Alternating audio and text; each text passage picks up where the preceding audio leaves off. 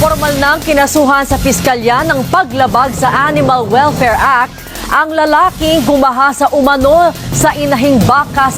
At ito po mga kapamilya, hindi lamang pala ito ang unang beses na nakipagtalik ang suspect sa isang hayop. Nagpapatrol Dominic Almelor. May buntag sa tanan, sintabi na siya nagkaundiya kay basig magsuka mo.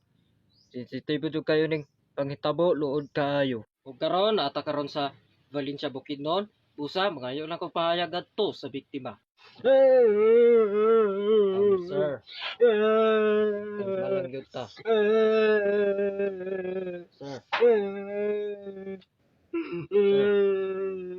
Sir, kalma lang jud ta. Sir, patrapuha ko. Sige, sir.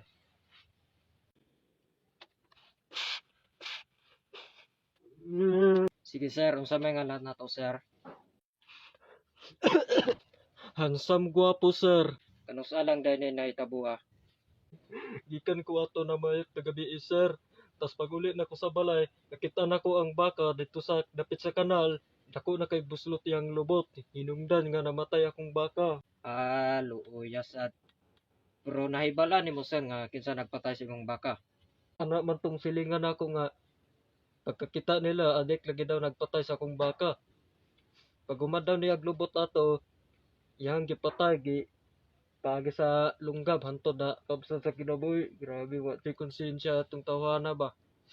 Ang adik mo ay nagpatay sa imong baka. Giunsa po niya pagpatay po niya sir? Sir, pwede example para masabtan jud ang katanyuod. Sige, sige. Ano ito niya pagpatay, sir? Ganang gituok niya ang ulo. Dahil yung gisumbag niya, sir.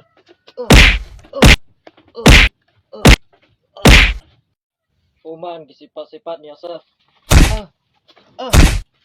Uman, naman siya gibit-bit nga kutsilyo. Sampol na to, sir. Tapsingan lang na to. Sir, tama na, sir. Reporter lang ko, sir. Salaysay ni mo, sir. Sir, luwi ka, sir. Ay pangininood. Sir, okay ra ka, sir. Sorry, sir. Sorry. Yes, sir. Ano tayo mahimo, ana? Naitabo naman, jud.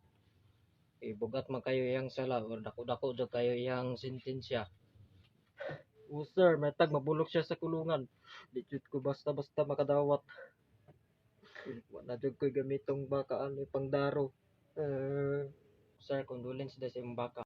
Salamat, sir. Sir, naay kumbira sa mga sir ba na lechon. Pasalamat lang nimo ba?